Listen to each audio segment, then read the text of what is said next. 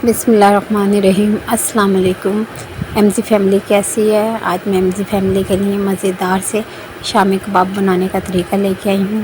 عید کا موقع ہے اور مہمانوں کے آمد و رفت ہے، تو یہ مزیدار سے کباب بنانا سکھاؤں گی۔ میرے پاس یہ گائے کا گوشت ہے، تقریباً 1.5 کلو ہے۔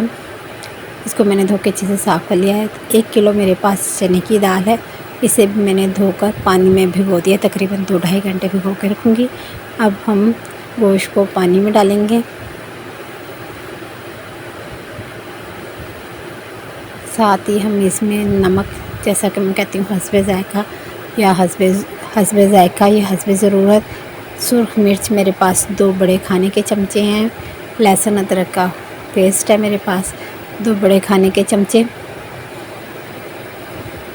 اب ہم اس کو ڈھکن ڈھک کے اور پکنے دیں گے۔ گوشت ہمارا گل جائے گا۔ جب تک ہمارا گوشت گلتا ہے اتنی دیر ہماری دال بھی بھیگے گی۔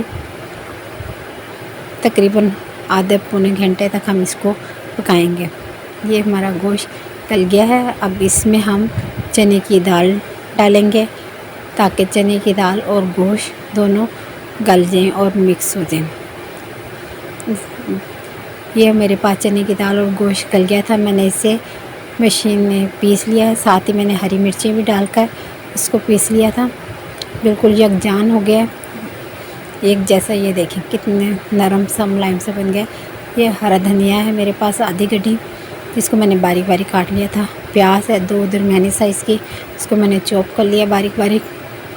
ادرک ہے، اس کو میں نے باریک باریک کاٹ لیا ہے۔ اب یہ ساری چیزیں میں اس میں مکس کر دوں گی۔ اس میں ساتھ ہی میں نے گرم مسالہ اور پسی ہوئی کالی مرچیں بھی مکس کر دی ہیں۔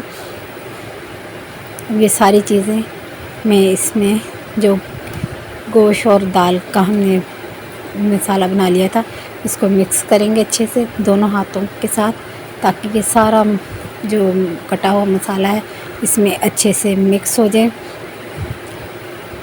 اس طرح سے سب مکس ہو جائے، نیچے اوپر اچھے سے ملانا ہے تاکہ سارا مٹیریل اچھے سے یکجان ہو جائے۔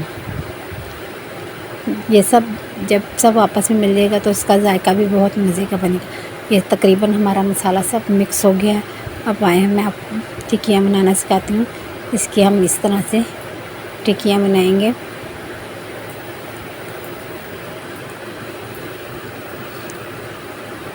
یہ آرام آرام سے اس طرح سے پکڑ کے گول بنا کر، اور ہم نے ہاتھ کی ہتھیلی کی مدد سے اس کو گول کرنا ہے۔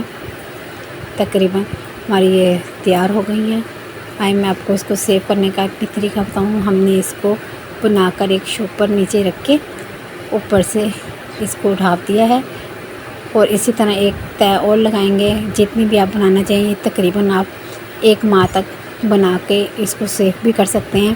کوئی مہمان آئے تو فٹافٹ بنائیں۔ آئے میں آپ کو اس کو فرائی کرنے کا بھی طریقہ بتاتی ہوں۔ میرے پاس یہ 2 عدد انڈے ہیں، ان کے اندر میں نے نمک ڈال کر اس کو پھینٹ لیا ہے۔ گھی ہے، اس گھی میں میں نے انڈے میں نے یہ جو ٹکیاں بنائی تھیں وہ میں نے شامل کر دی ہیں۔ اب میں اسے فرائی کروں گی، بالکل ہلکی آنچ پر فرائی کرنا ہے، زیادہ تیز آنچ پر فرائی نہیں کرنا۔ زیادہ تیز فرائی کریں گے تو وہ جل جائیں گے اور وہ کلر نہیں آئے گا جو اس کا گولڈن کلر ہوتا ہے۔ تقریباً ہمارے کباب تل گئے ہیں۔ آئے اب ڈش آؤٹ کرتے ہیں ان کو۔ تقریباً ہمارے کباب تل گئے ہیں، ڈش آؤٹ کرتے ہیں۔ ناظرین دیکھیں کتنے خوبصورت، کتنے مزیدار سے شامی کباب تیار ہو گئے ہیں۔ اگر آپ کو میری یہ ریسیپی پسند آئی ہے تو لائک کریں، شیئر کریں، دعاؤں میں یاد رکھیں۔ ایم زی فیملی سے میں اللہ حافظ چاہتی ہوں۔ اللہ حافظ۔